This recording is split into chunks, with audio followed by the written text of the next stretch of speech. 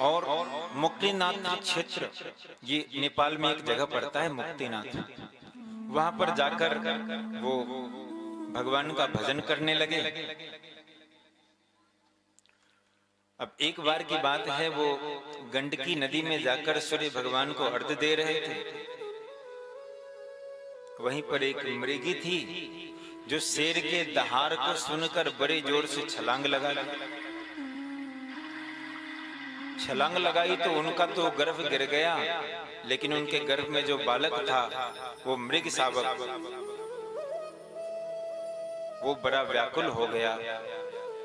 भरत जी ने देखा इतना नन्हा सा बच्चा है, इतना छोटा है, इसे छोड़ नहीं सकते।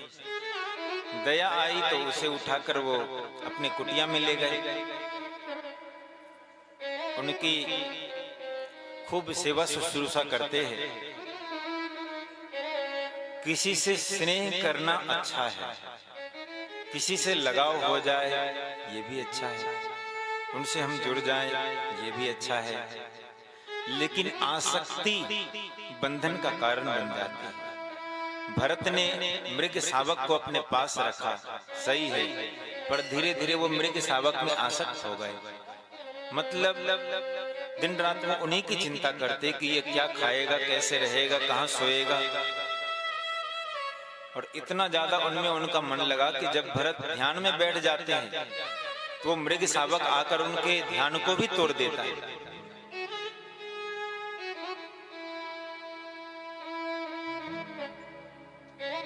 और महाराज एक बार की बात है, वो मृग शावक एक बार अपने झुंड के साथ चला गया, क्योंकि जो व्यक्ति जैसा रहता है उनको उसी संगति में मन लगता है, वो दूसरी संगति में रह नहीं सकता। थोड़ी देर के लिए रह ले, लेकिन हमेशा तो वो उसी के साथ रह पाएगा जिनसे उनके गुण और विचार मिलते हैं।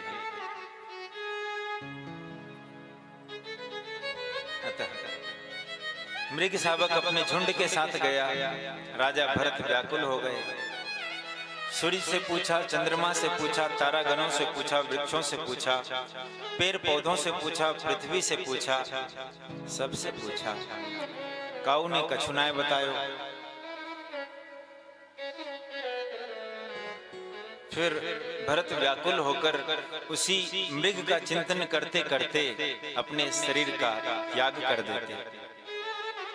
और शास्त्र कहता है अंत यामति सागति, अंतिम समय में जिसका चिंतन करते हुए अपने शरीर को छोड़ेंगे, आप अगले जन्म में वही बन जाएंगे। अंतिम समय में आप कुछ भी सोच ले तो अगले जन्म में वही बनेंगे।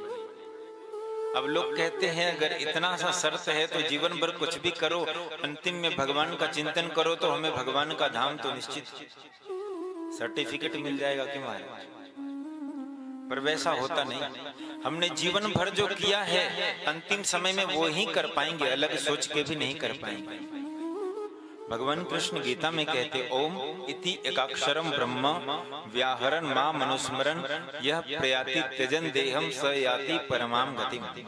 का ओम, ये जो भगवान का नाम है, इसका स्मरण करते हुए या फिर भगवान का किसी नाम का स्मरण करते हुए जो व्यक्ति शरीर छोड़ता है तो वो भगवान को ही प्राप्त करता है। लेकिन शर्त क्या है? भगवान का नाम हमारे जिह्वा पर होना चाहिए।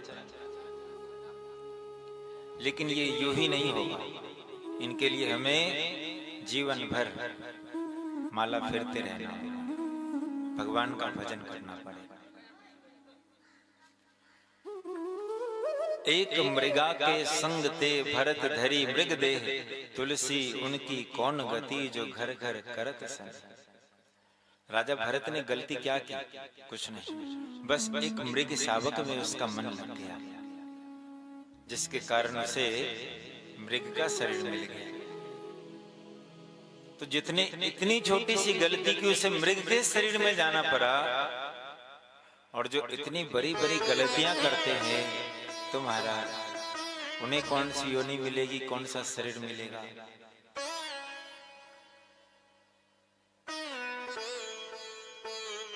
अतः मृग के शरीर में तो चले गए, लेकिन पिछले जन्म की स्मृति भगवत कृपा से बनी हुई थी। इसलिए पिछले बार मनुष्य शरीर धारण करके भी भजन नहीं कर पाए, तो इस बार मृग का शरीर धारण करके भजन किया, क्योंकि स्मृति पूर्व जन्म की बनी थी।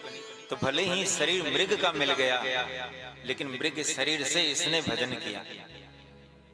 और जब मृग शरीर से भजन किया तो अगले जन्म में फिर आंगिरस गोत्रीय विप्र परिवार में इनका जन्म हुआ।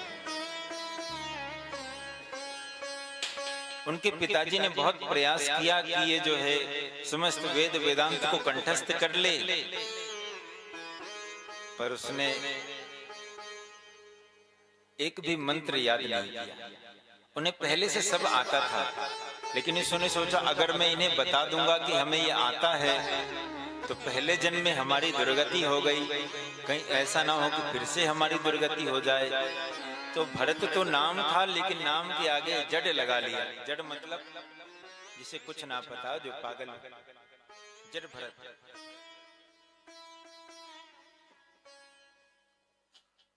और महाराज उनके बाद उनके माता पिता भी कालांतर में गुजर गए।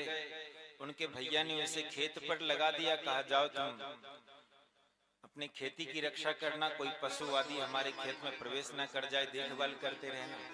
वो चले गए, पर वो तो दूसरा, उनका नियम ही दूसरा है। वो आराम से बैठ जाते, कोई पक्षी आ जाए तो कहते देखो ये राम जी का दूत है, आओ खाओ खाओ, सबको खिला रहे हैं। तुकाराम थे। अब महाराज तुकाराम बड़े अच्छे संत हुए। देखिए किसी किसी के जीवन में बहुत सुख होता है, सुख तो है लेकिन संतोष नहीं होता। वो कहता है और थोड़ा सुख हो जाए।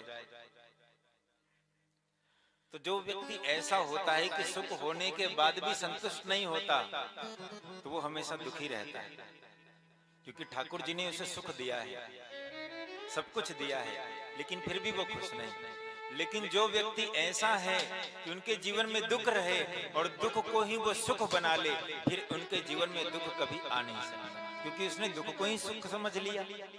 तो जो दुख को ही सुख समझ ले, क्या उसे दुख परेशान कर सकता है? नहीं कर सकता।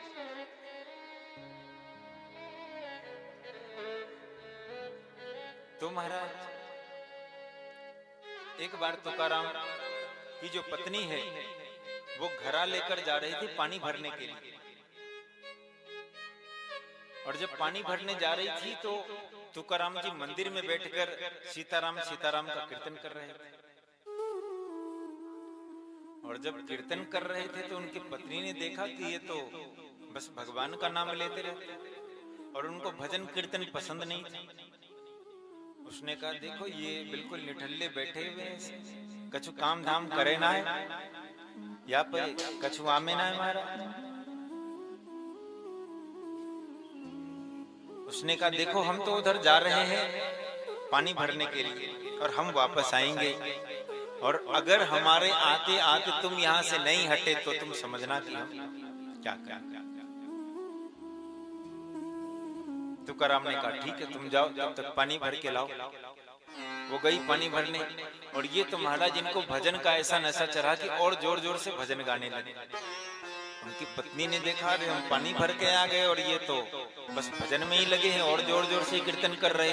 तो जो पानी का घड़ा वो भर के घर ले जा रही थी, उनके ही माथे पे फोड़ दिया। राम राम राम राम, क्या कर दो महाराज। अब घड़ा तो फट गए और पानी गिरा तो पानी में वो सराबोर हो गए। कोई दूसरा रहता तो एक के बदले दो लगाता। तुकाराम ने कहा देखो जो गरजते हैं वो बरसते नहीं, पर हमारी पत्नी पहले तो गरजती है और फिर बाद में बरसती। अच्छा देखिए वो दुख में भी सुख ढूंढ रहे कि एक बार उनकी पत्नी ने कहा कि जाओ कुछ गन्ना वगैरह लेते आओ। उसने कहा ठीक है। तो गन्ना को कुछ बेच देते तो कुछ मिल जाता उसे खर्च के लिए, तो उनसे उनका निर्वाह होता। वो गए गन्ना के खेत में, गन्ना तोड़ भी लिया। गौ माता आई, कहा ओ हो ये राम जी के दूध यहीं से खिलाओ। फिर दूसरी गौ माता कहा ओ यही तो हमारे गोपाल है, आइए भगवान कृष्ण के भेजे हुए गौ माता है, इसको सीख। इस प्रकार से उनको भी खिला दिया। मतलब जो कोई भी आता उनको वो भगवत भाव से देखकर उनकी सेवा करता।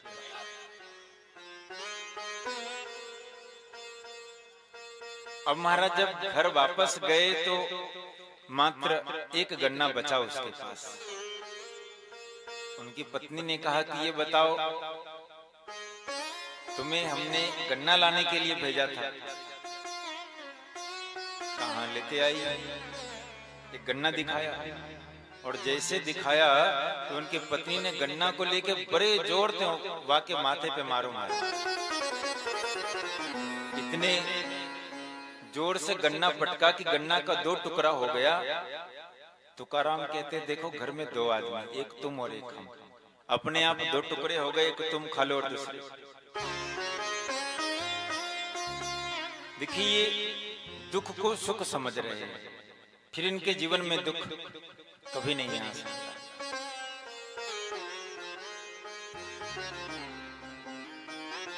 तात्पर्य है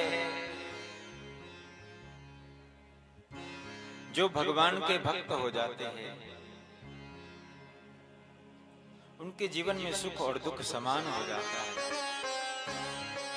लोग पूछते हैं तुम्हारा व्यवहार कितना है, लोग पूछते हैं तुम्हारा व्यापार कितना है। लोग पूछेंगे तुम्हारा व्यवहार कितना है, लोग पूछेंगे तुम्हारा व्यापार कितना है, पर कोई नहीं पूछता कि तुम्हारा प्रभु से प्यार कितना है। और उनका कोई पैरामीटर भी नहीं है कि किनकी भक्ति कहां तक पहुंची हुई, पता भी नहीं लगाया जा सकता। ये तो बस भावनाओं से जुड़ा हुआ है, और जिनकी भावनाएं जितनी ऊंची है वो भक्त भी उतना ऊंचा। अतः अंतिम में